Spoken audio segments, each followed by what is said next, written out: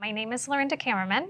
I have lived in Marbella for 3.5 years, and we moved here as a family for my husband's job. So he was running a brokerage here in Marbella. I was fortunate enough to bring my job from London with me to Spain. I am a contractor for the Royal Opera House in Covent Garden in London. I work as a senior fundraising manager, and I'm the head of their American philanthropy strategy and philanthropic initiatives. I'm originally from South Texas, and I moved to the Dallas-Fort Worth area for university. While I was there, I met my husband, Michael. We started traveling quite a bit for his work. It took us from Texas to Israel, Israel to San Francisco, and San Francisco to London, and London to Marbella. We've had quite a journey, and through my career, I've been very involved in nonprofits and specifically the performing arts. I have a passion for ballet and opera and music, so kind of marrying those passions of the performing arts with the nonprofit sector and that sort of business side was a dream. And so it's been a real opportunity and a dream for me to work for the Opera House. The passion kind of started with when I was a child. So I attended performing arts school. I studied music and dance and art, and it really just kind of evolved from there. As an adult, those years that I was missing and lacking the arts in my life, it really felt like a void, of something I was really missing. So to get back involved in it in a career aspect was really nice, and just to be able to give back in that sense. There's no two similar 2 days in the opera and ballet industry. A typical day for me in my line of work is speaking to philanthropists, donors, people who are interested in supporting the ballet and opera. It's very important that I know exactly what's happening on stage, what's in rehearsal, what opportunities there are to support, and really just kind of understanding the philanthropist and presenting proposals for them.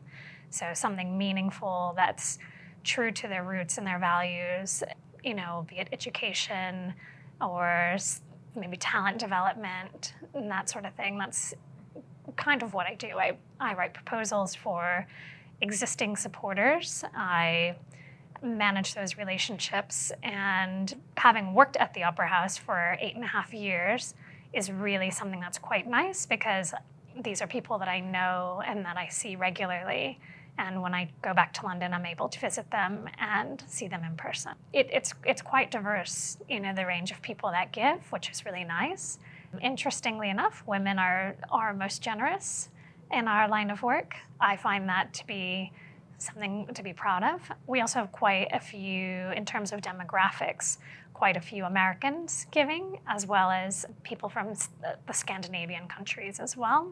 So it's not just local to the United Kingdom and England.